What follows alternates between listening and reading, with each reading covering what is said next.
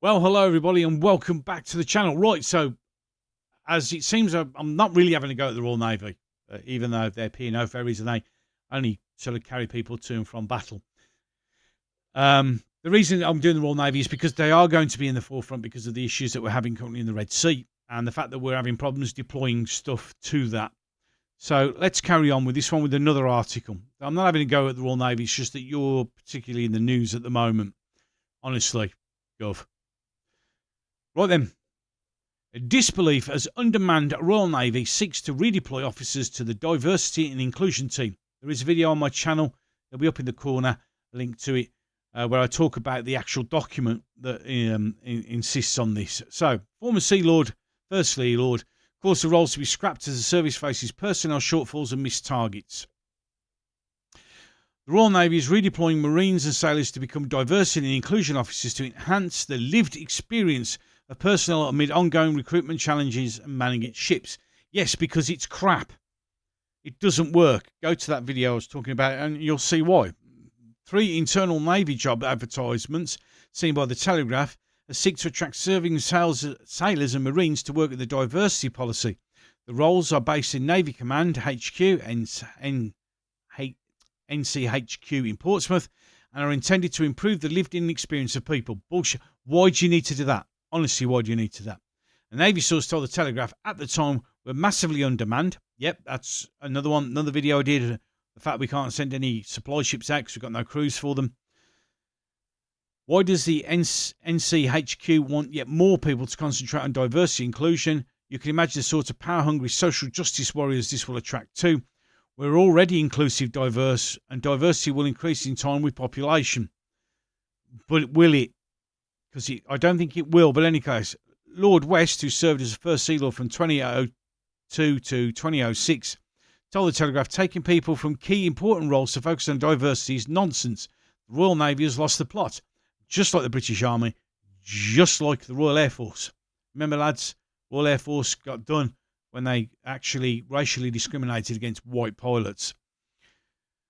Obsessing over diversity inclusion actually leads to recruitment issues. Yes, it does. One needs to just look at the RAF's positive discrimination scheme, which led to the exclusion of all white men, not some, all white men. These diversity roles should be scrapped immediately. Absolutely. The Navy is advertising as a role of diversity inclusion officer for those ranked lieutenant commander or captain in the Royal Marines. So taking senior officers out of operational positions to tell them, wake up. The service is also looking for those who ranked petty officer, chief petty officer, sergeants or colour sergeants to transfer to senior diversity and inclusion policy positions, wasting more skilled and talented soldiers and Marines. Marines and those able seamen are invited to apply positions in the Navy's climate assessment team. Fuck's sake, man. The Navy's official diversity inclusion policy document states, which I've done on a video on, which you can go to provide all those in command with an independent assessment of the lived experience of personnel. We don't want the lived experience of personnel. We want personnel who'll do what the fuck they're told to do in the moments of shit. That's what we need.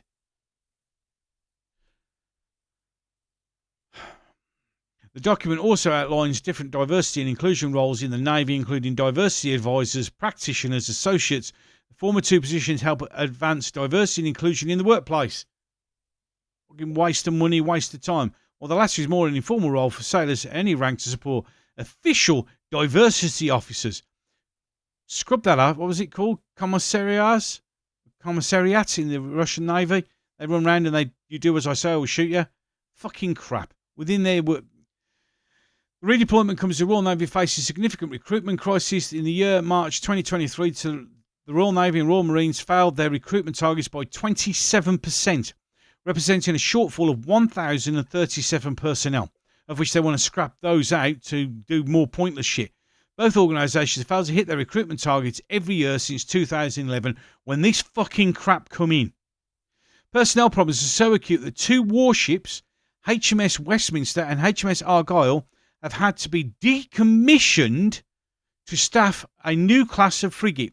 We've lost 2 ships to make the crew for one of the new ships.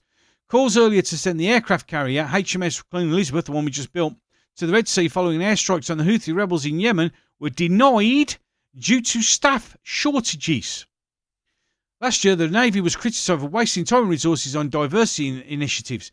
In September 2023, the Telegraph revealed the official guide on trans and non-binary awareness told sailors to introduce their pronouns at the start of every meetings, because that's what's important. When the missiles are flying at you, hello, just to let you know, we're about to die and I am a he, she. Fucking waste of fucking time and interactions. Hello, I am Captain Pugwash. I am he, z, zing, fucking bollocks. The guidance which urged Navy to staff to avoid microaggressions like backhanded compliments and unhelpful tips was swiftly withdrawn and reviewed by the Ministry of Defence. Yeah, but it was there. And these are the fucking idiots that are in charge. And why are we got no one recruiting? Because of this fucking bullshit. Lord West described the initiative as confusing and unhelpful for the cohesion and fighting ability of the Navy. The reason we haven't got one. If we can't send our brand new aircraft carrier and we have to decommission 2 ships because we haven't got enough staff, what fighting ability? It's fucking joking. It's like we're sending 20,000 troops to exercise. Yeah, that's a third of our force. Just to get that out there. In the army, it's a joke. Navy spokesmen for these roles are not new. No, they're not. They're always. For the Navy to be effective, we must recruit and retain the best person. But you're not recruiting the best personnel. You're recruiting the people who fit the fucking boxes, not the best. You're not recruiting the best. From the broadest cross-section of society, so a small number of colleagues who conduct their responses for their practical experience to help improve training and working culture, which isn't working.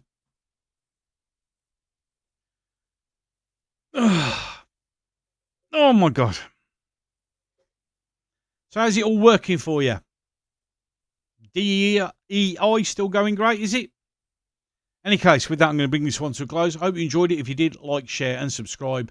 Whenever you catch up with this video, don't forget to have a wonderful morning, afternoon or evening. And with that, and as always, it's I the Gobster saying, I'm going to go and I'm going to love you and leave you